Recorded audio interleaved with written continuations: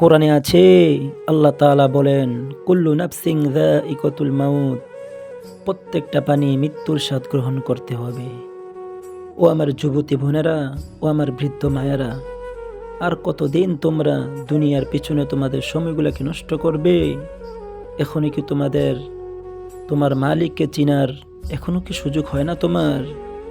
তুমি কি মনে করেছ তোমাকে দুনিয়ার চাকচিক্য, তোমাকে দুনিয়ার আনন্দ উৎসব করার জন্য পাঠানো হয়েছে?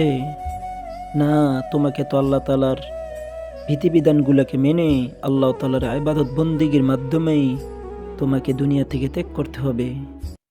ও যুবতী বোনেরা, তোমরা তো মনে করেছো শুধু দুনিয়ার মধ্যে আল্লাহ তাআলা আনন্দ উপভোগ করার জন্য, সংসার করার জন্য, কাজকর্ম করার জন্য পাঠাইছে।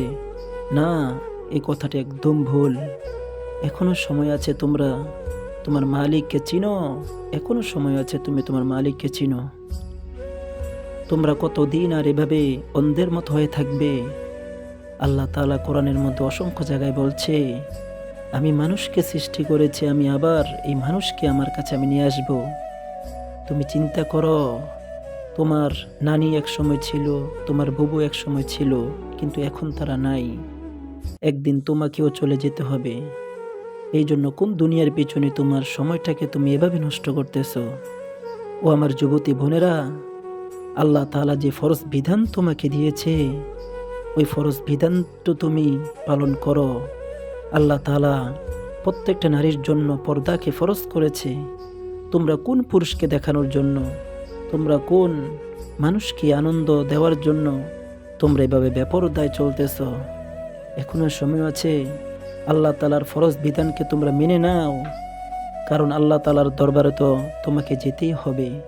কোনো মানুষ রক্ষা পাবে না।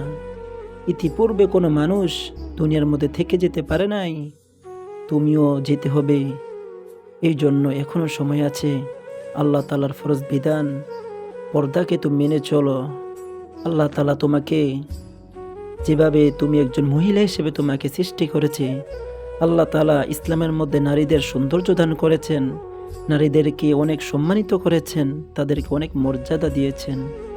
এই জন্য তুমি সময় থাকতে আল্লাহ তাআলা তোমাকে ডাক দেওয়ার আগে তুমি সমস্ত বিধিবিধানগুলোকে মেনে আল্লাহ তাআলাকে যেন খুশি করতে পারো, তুমি সেই চেষ্টা করো। তোমার কি এখনো বুঝ হয় নাই তুমি কোন পুরুষকে দেখানোর জন্য এভাবে বেপরদায় উলঙ্গ অবস্থায় তুমি চলাফেরা করতেছ? তুমি দেখো, যেরকমভাবে কোনো একটা মানুষ সে আল্লাহ তাআলার হুকুম পালন করে, সেও যেরকমভাবে তার সময়গুলোকে পার করতেছে, তুমিও বেপরদায় চলে তোমার সময়টিকে তুমি ব্যয় করতেছ। তাহলে তুমি যদি বেপরদায় চলো, যেভাবে তোমার সময় যায়, বেপরদা না চললেও তোমার সময়গুলো অবশ্যই যাবে।